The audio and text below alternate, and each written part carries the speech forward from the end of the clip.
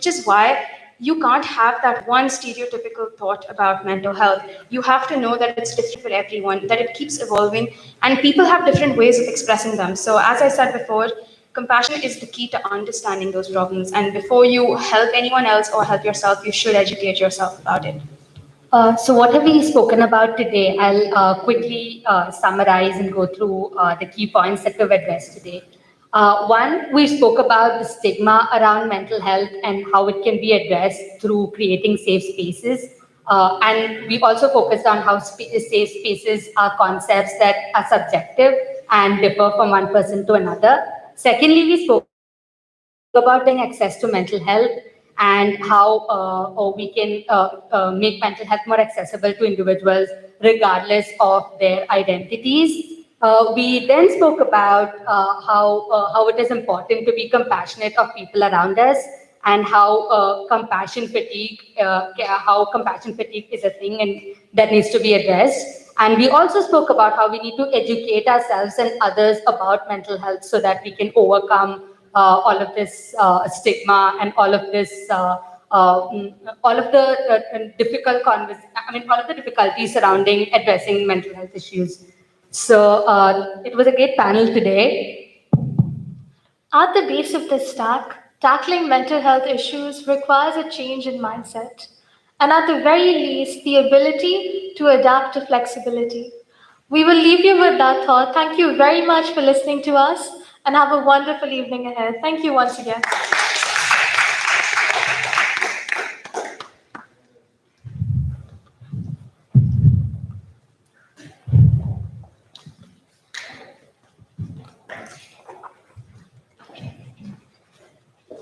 Thank you so much to the mental health speakers and panelists for that exciting speech out there. But now we'll be moving on to our final topic for today, a topic that's been the talking point all around the world, social inequality. This topic is the 10th Sustainable Development Goals of the United Nations, from stereotypes of different cultures to countries not getting human rights. It's my great pleasure to now invite Elisha Fernando, our speaker.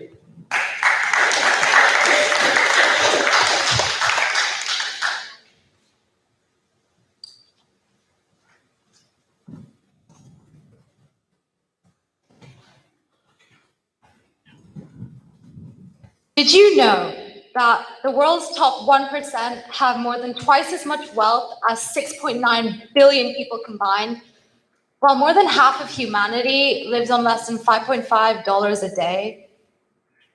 Did you know that 258 million children, 1 out of 5, are not even allowed, yet alone able to afford the ability to attend school? Did you know that men own 50% more of the world's wealth than women, with the 22 richest men having more money than all the women in Africa combined? The facts I just mentioned are unfortunately a very minor portion of the inequality that's populated our world today. From the families in Africa and South America who work from dawn till dusk only to be able to provide their kids with the exact same future, to the immigrants who tirelessly attempt to escape the crime and war in their countries, only to be severely discriminated and humiliated in their areas of residency. To even the simple racism and sexism that I've experienced as a Sri Lankan female in today's society. The imbalance of opportunity and treatment is an epidemic that's infected our world on a far larger scale and for much longer than COVID-19. However, the world isn't paying enough attention nor taking enough action to address this issue. And majority who've tried to speak up about it have been silenced by the arrogant attitudes that today's society entails. I once gave a speech about racial stereotypes to a group of students and felt so empowered and influential after that experience, only to find that they not only made fun of my speech afterwards, but mocked my entire race and the stereotypes that follow along with it. This was very disappointing for me because my speech was me doing what I can to help reduce the racial inequality gap and rid off the many stigmas that society holds. In that moment, to me, it felt like you just can't win, because if you stay silent, they mock you. However, if you speak up, they still mock you.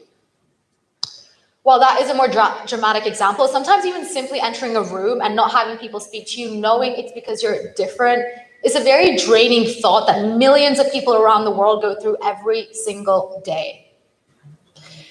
However, there was only so much sulking and pitying myself that I could go through before I accepted that the world doesn't have anything against me, but instead has everything against each other.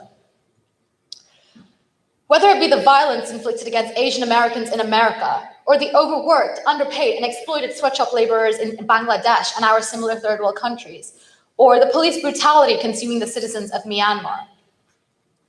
Whether it be Daunte Wright's murder for being an ethnic minority, or Sarah Everard's torture and murder for being a female, or the murder that the wealthy enforce on less developed countries by manipulating them and eating up all their resources.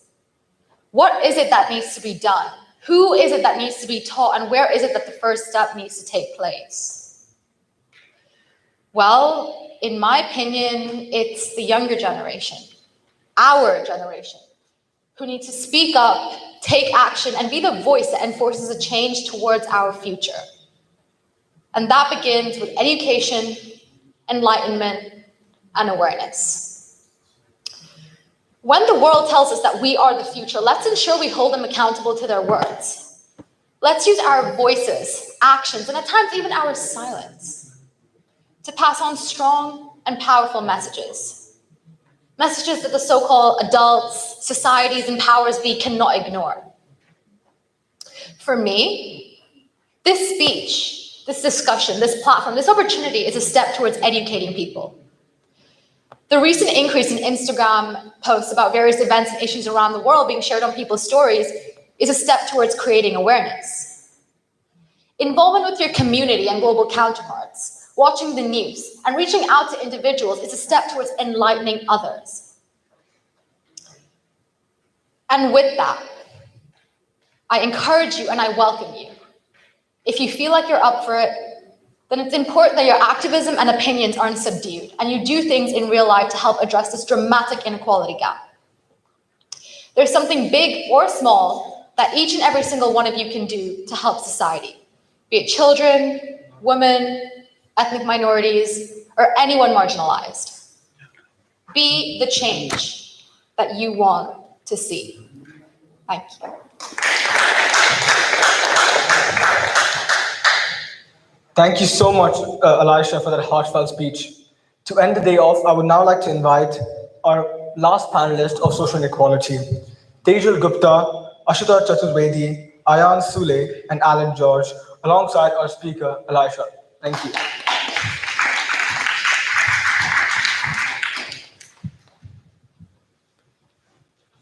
To start off the panel discussion, what do you guys think?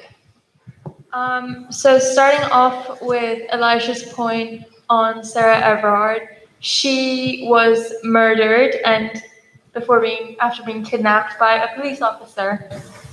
I'm sure you've all heard the statistic of 97%. It was argued repeatedly. It was all over social media, and there was countless numbers of for and against, and people saying it wasn't real. It was real.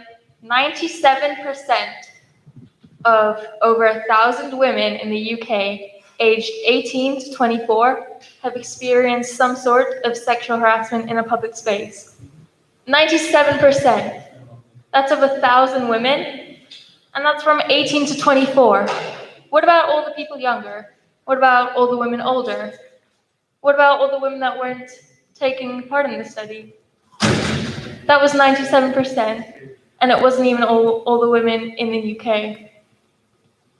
So you said that the systemic issues surrounding gender discrimination in the UK, and as we saw after Sarah Everard's murder, there were mass protests, there was an international movement for women to promote women's rights. Now, do you think that protesting is the most effective way to achieve radical change or systematic change in the world that we live in today? I think protests in general are the number one way that forces people to listen. It doesn't. When it gets to a massive scale, you can't just block it out and pretend it doesn't exist, because when you're affecting so many people with a protest, like we've seen in America for racial issues or any other protest, it's a way that forces people to listen, and it hurts the richest people. It hurts their pockets. So I think that's a good way that we can start change from the top. Yeah, I agree. It's really disheartening to see how minorities are treated in our world today. However, as Elisha mentioned in her speech, that the people that can make the biggest difference today is us, the younger generation. And so, with how we spread awareness, we give links to donations and charity and just do our part of making a difference no matter where we are in the world. I think that we are taking steps towards making the world more equal for all of us. I think the rise in social media and the new age of internet also definitely helps with spreading awareness and educating so many people around the world about all the racial discrimination, all the gender inequality happening, because this stuff has always been happening. It was probably even worse before any of us were alive. Only now, the age we live in, the age of the internet, everything's getting recorded and everything's online, which makes it so much easier for us to access all of the information and get everyone angry about all the atrocities that are happening, which causes protests to happen. So if you look at it both ways, right, social media can be a double-edged sword. Because the thing with Twitter and most of these platforms that are used to drive these voices that strive for progress, the thing is they're mostly restricted to 150 words or 280 words. And if you're talking about something as complex as political systems and inequality, 280 words is not enough to express that change. And what happens with that restriction on Twitter is that we result in name calling. The society results in driving that gap between conservatives and liberals further. The problem with that is we kind of do this name calling thing where they call us, conservatives call liberals something like communists, and we call them racist. Instead, we should be willing to sit down and have an honest conversation about the problems that plague our society today and see it from their point of view. They should see it from our point of view, we see it from their point of view, and that's the only way we'll be able to reach a consensus, because if there's no consensus, if polarization in society is being driven so far apart, then we're not actually achieving progress, but we're just driving that gap between people who disagree with each other. What do you guys think? Yeah, I don't think you'd ever be able to reach a consensus or something that makes everyone happy, but it can be done by compromising, and us insulting each other or insulting the other side, the side you don't like, just drives us further apart and throws more walls up, as we're not willing to look at the other sides and not willing to come up with a compromise. Exactly, and we don't realize how interconnected all of these inequalities, all these problems are. For example, we wouldn't realize that, for example, in production facilities of, for example, fashion and retail and textiles, 68% of production facilities don't maintain gender equality. So now, sorry, we might wonder how gender equality equates into the landscape of labor inequality. Well, take for example the country of Bangladesh. There is an overwhelming majority of females working day and night only to earn $3.3 daily. And as Elisha said, the daily average for the rest of the world is 5.5. That's a $1.2 decline, and that's more than enough to make this as big of a problem as anything else. All right, guys. So she spoke about Bangladeshi workers. I have this social experiment for everyone here. So if you could just pay attention and pull your phones out, right? Feel every single groove, camera bump, and every power outlet there is on your phone. How many sweatshop workers do you think died or went and worked under strenuous conditions to create what you're holding in your hand right now? How many blood, sweat, and tears of little children went into testing the water resistance that you have on your phones? And here's the thing, right? We have the ability to make radical reform. If you see with Apple a few months ago, right? in Coimbatore, in India, there was a furor over the treatment of workers. And what happened with that is because there was public furor, Apple stepped in and took decisive action against their subcontractors who were conducting these actions, right? So it's our voice to rise up. It's our job to rise up and show our voice to tell everyone about this systemic inequality that is there in society, right? If there was no furor, it would have gone unnoticed. So it's always good to speak up against such problems. You talk about all the disadvantages of sweatshop and the factories and everything, but then if you were to put away your morals for a second and look at the alternative, all those low-skilled workers would either be unemployed or have to turn to something like subsistence farming, which both unemployment and subsistence farming both have larger negative effects long-term, environmentally and economically. So while on the surface the sweatshops might seem monstrous or inhumane for the atrocious working conditions or the child labor or the low pay, would the alternative of unemployment be better? Okay, so that's a really interesting question because looking at this whole system of unemployment and of sweatshop laborers in the first place in countries like Bangladesh and India and Ghana, there can be seen patterns of increased job opportunities for people that are living in the rural areas coming to the industrialized areas for work. However, comparing two brutalities and claiming that one of them is better than the other one, it's just not a feasible way, an effective way of running a system. So instead of comparing two states' conditions of poverty and measuring which one has it worse than the other, we should work towards eradicating the whole thing as a whole, doing things like providing literacy to everyone in a country for them to actually understand what's happening to them, and decreasing the demand for these countless sweatshops to make garments in the first place, for them to run, not in this way, and to basically make use of our power as the influential side of this socially unequal spectrum. See, there's this well-established notion that the social responsibility of a business that should be just to deliver profits to their shareholders. And I would actually disagree with that because, like, often we ignore the path used by these businesses to achieve whatever product they're making, right? We often don't look past price and user experience. But companies should actually be incentivized to prioritize ethics over everything else. There's this company called Ethisphere. It's an NGO that publishes a list of large businesses that have been largely ethical, right? And these lists, this list of ethical businesses, they tend to progress 14.4% ahead of their large cap counterparts, right? So they're incentivized to take the ethical approach because it directly helps in their profits, because there's an aspect of PR. Hey, look, this company is using ethical means to achieve whatever product they're making. So that's that.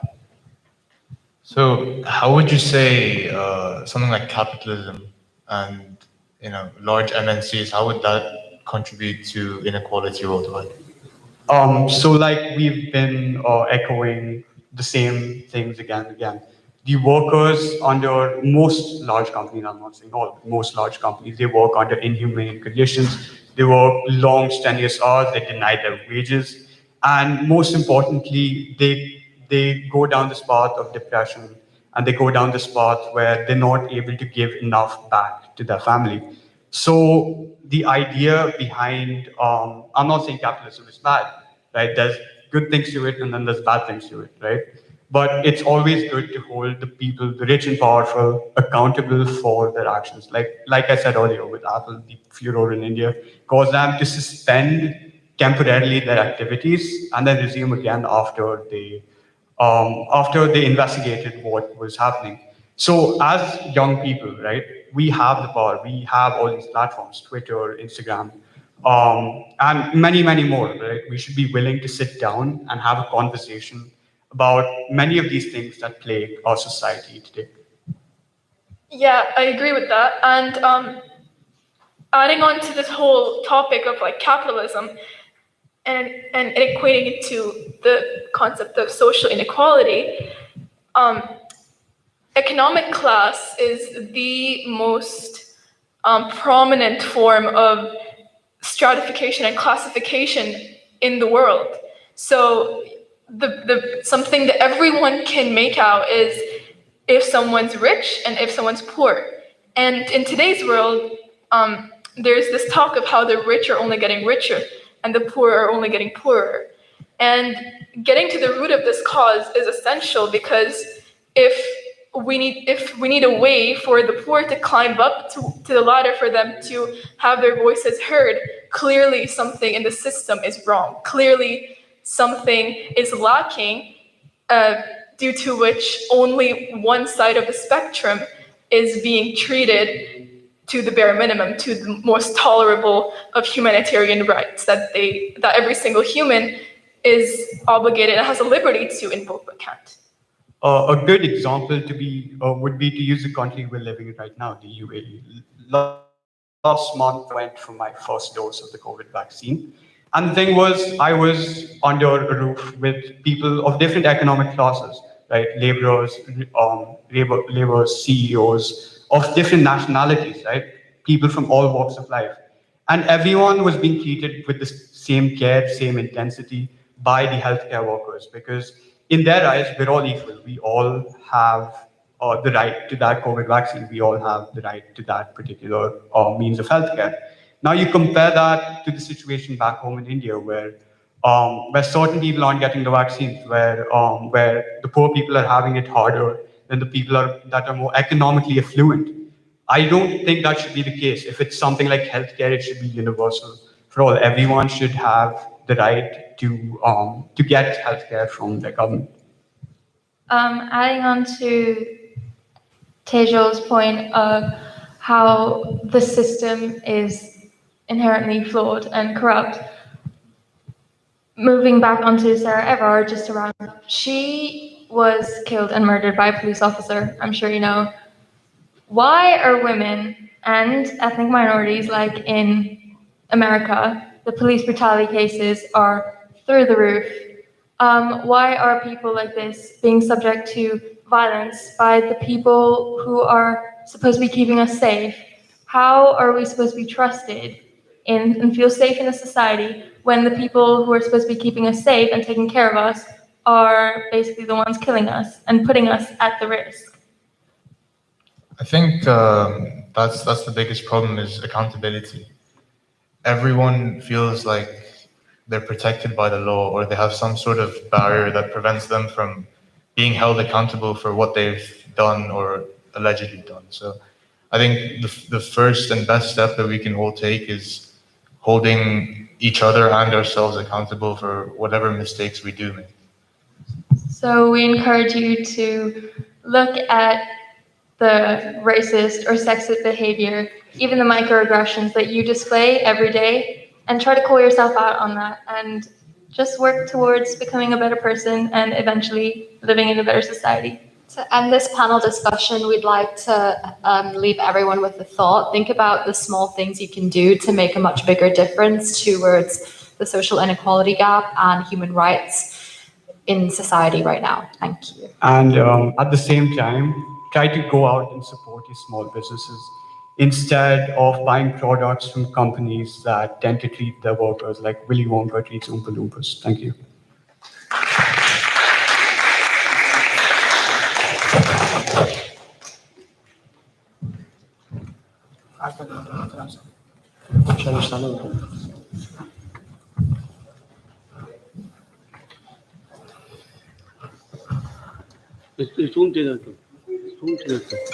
Thank you so much, Social Inequality, for that brilliant discussion. With that, we come to the end of our event. 3 hours. That went by quick. Firstly, I'm at a loss of words for the type of collaboration and conversation that took place from all the speakers and panelists. So thank you. All of you have done exceptionally well and deserve a huge round of applause.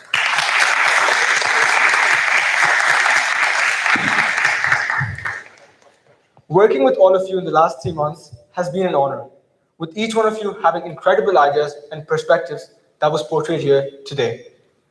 Secondly, we would like to thank our sponsors, Ignite Training Institute and Digest, for all the support that they gave us throughout our event.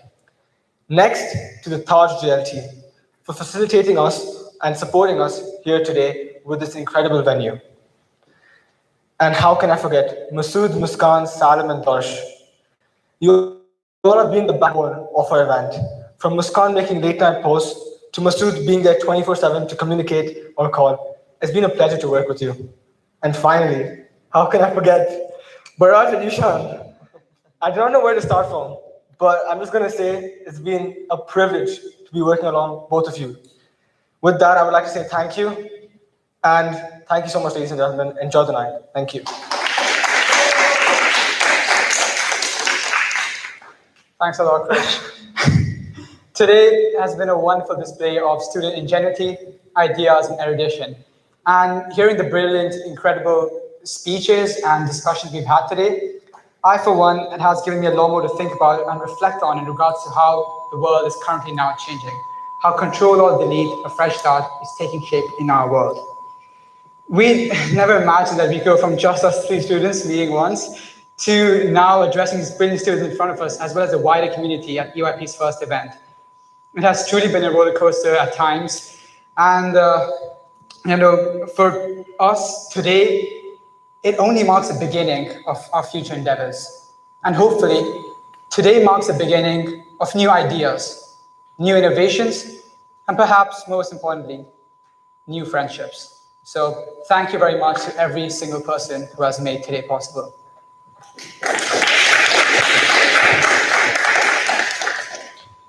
We would like to thank everyone for coming along and watching this event, because we feel that without your support and without especially the speakers and panelists' efforts, thorough efforts within the event, none of this would have been possible. We've enjoyed putting the effort in as much as seeing you, all of you, bloom into such amazing conversations and produce such wonderful speeches. Today, in a time where many of us have had our lives come to a halt, we felt it necessary to understand a fresh start, a way for us to move forward towards a more positive environment. Discussing the start, we would like to mention that this is just the beginning for the Emirates Youth Platform, and we can't wait to see what the future holds for us.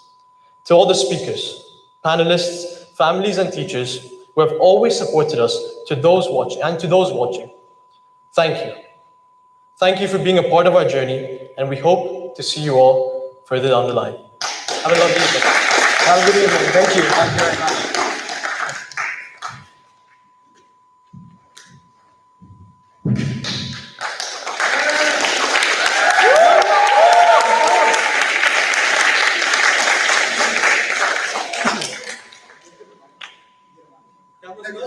Cameras, please close.